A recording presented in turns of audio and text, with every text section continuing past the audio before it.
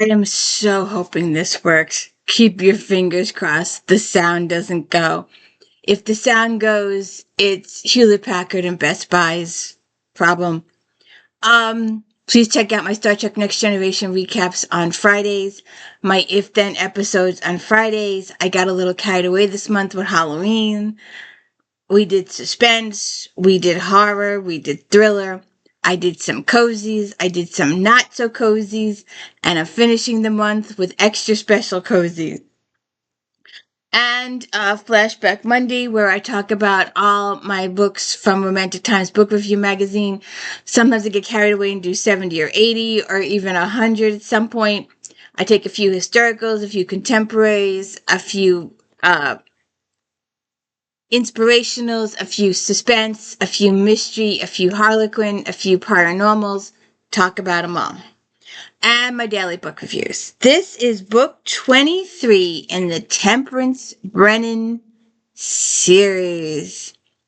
And I will tell you, I am partial to the TV series. I prefer the relationship between Temperance and Booth on the TV series.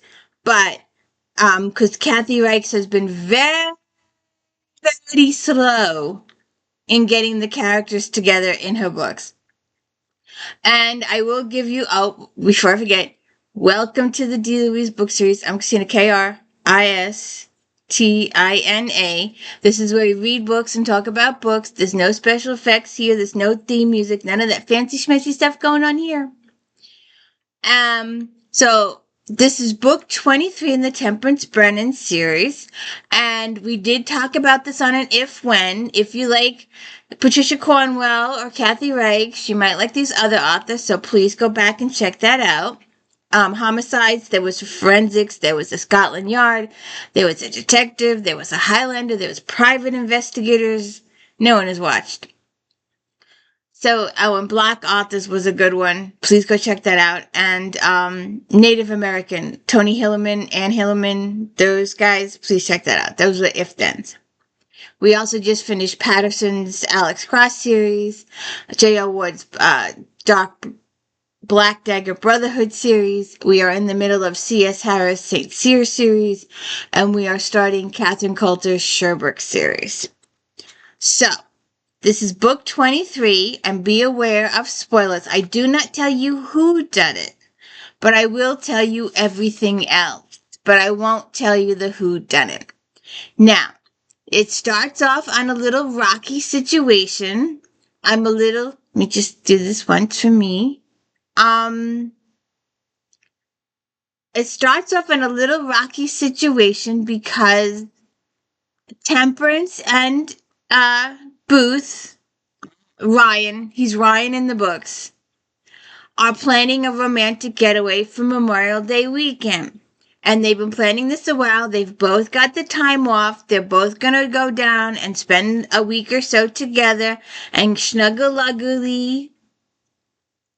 And in the middle of the night, Temperance gets a phone call from her daughter. And, you get a phone call from... And I really don't need to... none of the normal regular characters are in this, so these are all extra characters. But she gets a phone call from her daughter in the middle of the night, and her daughter, first you get a call from your child in the middle of the night, and you think something's seriously wrong here, and you're starting to panic for like 10 or 20 seconds. And she's like, I need a favor. You call me at 3 o'clock in the morning to ask me a favor. She wants her mother to do an interview with Miss Doyle. Miss Doyle is a really good news reporter, but she has a little bit of a checkered past, which has prevented her from moving forward. So, Katie wants her to do the interview.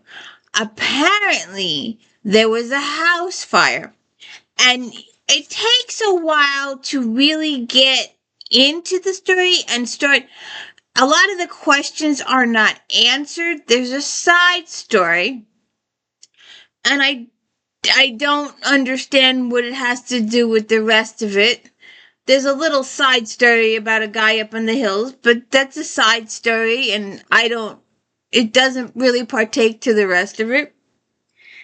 So the book starts out with this girl calling 911 and it said the house is on fire. And she and her housemates all perish in the fire. And because Temperance did the interview with Katie's friend, the ME from the area, Washington, D.C., calls Temperance and says, I need your expertise. I need you to help me out with this situation. So, Temperance goes, meaning she dumps Ryan. She goes, I can't meet you. My work comes first. How does that make your loved one feel when you put your work first? Family should be first. Your potential spouse should be first, not the work. I always see family first. Family comes first. They hadn't been together in a while. They've been separated on their cases. And they were planning this big weekend. So Ryan gets dumped. His feelings get hurt. And they have a little fight. And Ryan suggests they take some time off from their relationship. So I'm worried about the relationship the whole book. I'm just like that. And Temperance ignores it the whole book, which drives me up a wall. She's like, no, I'm not gonna. I want to call him back. No. I'm not gonna be the child. I'm gonna be the adult and let him stew. And it takes her a few days, and she's like, should I? Shouldn't I? Shouldn't I? Shouldn't I? Should I? Should? And it drives me crazy the whole book. So. And then Temperance goes to DC, and there are 4 dead bodies. Cynthia and Harriet and oh wait, those are other people's. Those aren't the. Oh, here we go. So there are 4 people dead.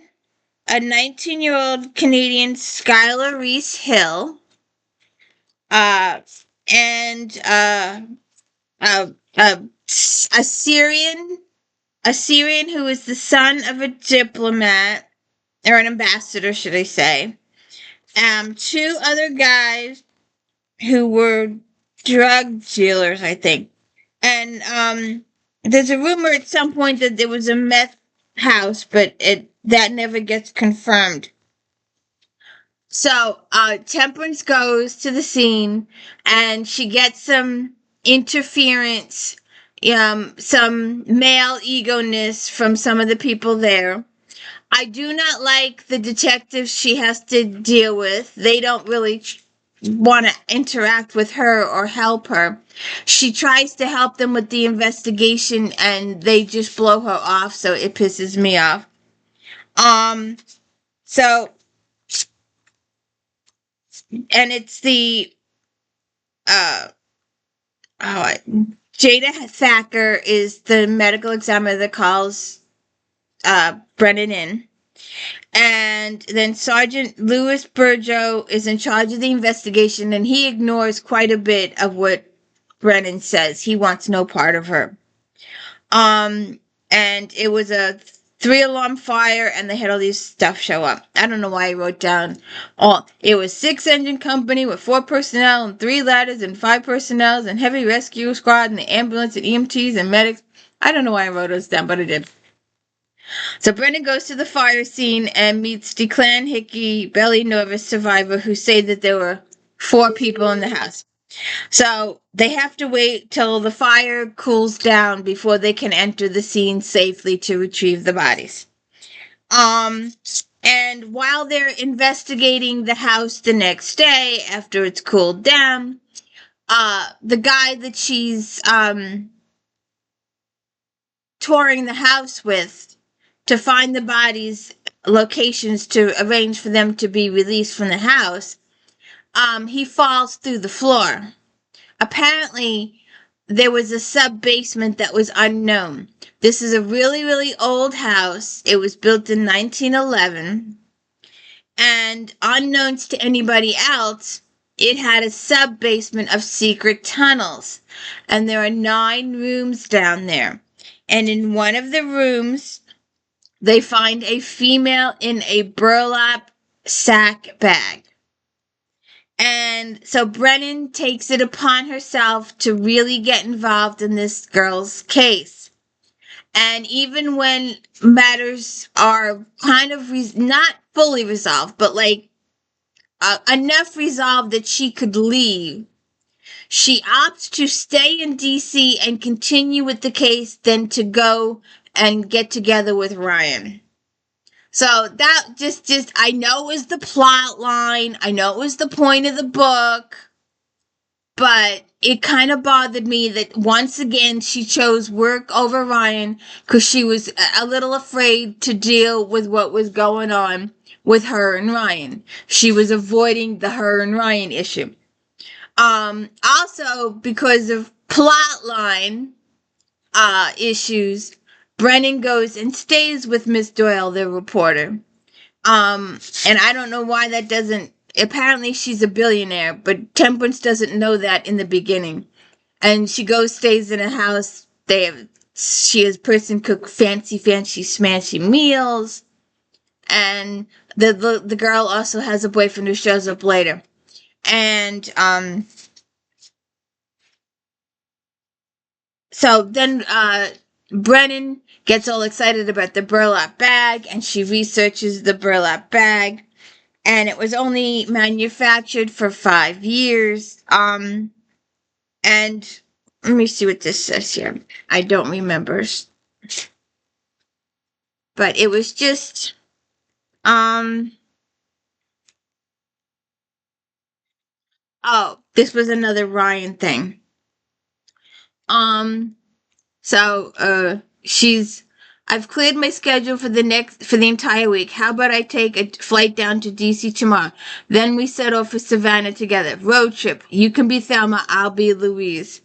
They were both women. I'll work on my costuming. They died at the end of the movie. Ryan ignored that. Lord Chilly, I hear that song of Dixie calling me home. That's the worst southern accent I've ever heard. I surely do thank you, ma'am. Thick as syrup on grits. Stop, I said. Oi, madame. I closed my eyes and drew deep breath, hating that I was about to disappoint him again. I've got bad news. 500 miles to the north, I sense Ryan stiffening. Thacker has asked me to attend the postmortems for the Foggy Bottom fire victims. Why does she need you? There's no possibility of visual IDs, and trauma analysis could be complicated. Why you? She heard I'm a superstar? Ryan didn't laugh at my joke. When? The autopsies will begin Tuesday. 4 of them. Yes, you've agreed. I have. Ryan is affable by nature, his indignation for annoyance or offense less than sensitive. That said, I could sense that I'd triggered him. You're telling me not to come. I'm sorry. He could have came. He could have helped her with the case. He could have been her buddy during the case. But no, she tells him to stay away. And that bothers me too. And it bothered Ryan quite deeply. So then she researches the burlap bag, and she contacts this guy, and he gets all excited. When all is said and done, he would like to purchase the burlap bag. And they research the house a little bit. Let's see if I can find it here. I need to write down what these pages say. All I just say is read this page, and I have no idea. What does this have to do with the Foggy Bottom fire? W.C. Commerce dates to 1941, a year before Unique Swallow sold the Foggy Bottom house to him. W.C. was established as a personal holding company. A personal holding company? Meaning that 50% of the ownership stake is controlled by 5 or fewer individuals. squinting at the scribbles, and that at least 60% of the income derives from passive sources. Passive sources. Income from sources like financial investments, stocks, mutual funds, rental properties. How many entities make up WC? 3 or 4? So it's Emmett, Charles, and Leo Waring, the Foggy Bottom Gang. I spent hours this morning digging into these guys, mostly in Washington Post archives. Found close to 300 articles mentioning them. Why? Back in the day, they ruled Washington's booze and gambling world. I was lost. Bootlegging and numbers reckoning. If a human can be to chirp, Doyle didn't. And the Warings are relevant because, first, a bit of history. DC wasn't always the slick cosmopolitan burg it is today, Doyle said. Until the 60s, it was pretty much a sleepy southern town. No Kennedy Center, no Watergate, no metro system. All that changed with the expansion of the federal government in the late 60s and 70s. Let me backtrack a little bit. Before D.C. was established, Georgetown was a separate municipality. It remained so until incorporated by the district in 1871. Foggy Bottom, which borders Georgetown on the Potomac, was the district's industrial center. Do you know how the area got its name? River fog and industrial smoke. Exactly. There was a large gas works at 26th and G, which according to all accounts put on a truly noxious stink. A lumber mill, 2 breweries, and a glass factory. The area was totally blue collar. Just after the turn of the century, a man named Bruce T. Warren opened a barrel business on the Georgetown waterfront at K Street. The bucks rolled in, so a few years later, he moved his family to a large home in the Foggy Bottom. 10 kids, an older sister named Esther. The last 3 were boys, Leo born in 1903, Emmett 1905, and Charles 1907. The youngest Waring brothers were in the teens when the Volstead Act became land of the law. Bye-bye booze. Yet Prohibition began in 1917. In D.C. a bit later than the rest of the company.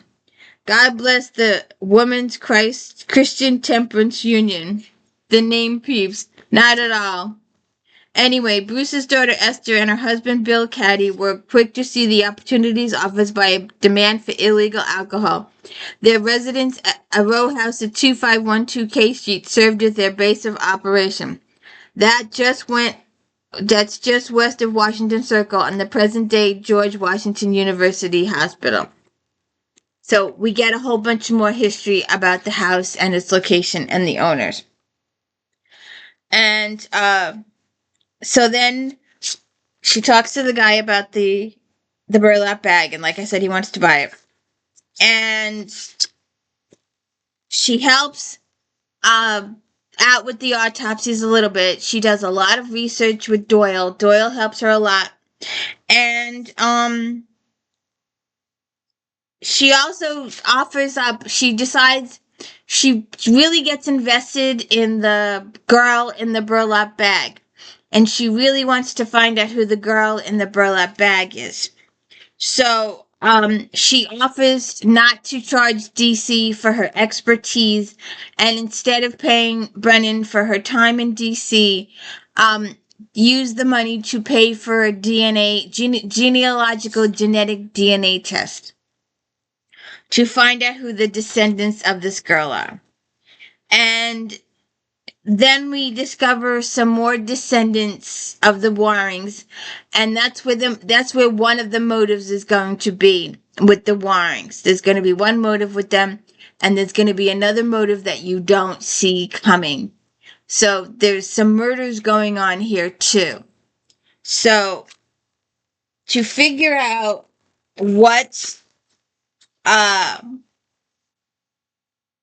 the guy up in the mountain's death or disappearance has to do with Washington, D.C., what the girl in the burlap bag has to do with the Warings, why the house was burned down, was all 4 people targets, was there only one target, who was the real target, will Brennan and Booth make up? And who is the bad guy that you don't see coming? Because there is a bad guy that... This is one of the cases where We have a couple of sets of bad guys. One set makes microscopic appearances. We have another set that's in your face the whole, almost half the book, and you don't see it coming. It's a good twisty turny that you don't see coming. And I just wanted to see something.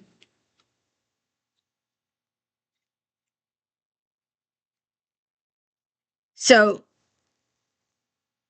you can check it out and let me know how you're doing. But Fire and Bones is a good book. There's some twisty turnies at the end that you don't see coming, but I'm still dealing with Temperance and Ryan's relationship. I still think of him as Booth, but he's Ryan. I still think of her working at the Smithsonian as in the TV show. So please hit the like and subscribe and let me know I'm doing a good job. I'd really appreciate it. Thank you.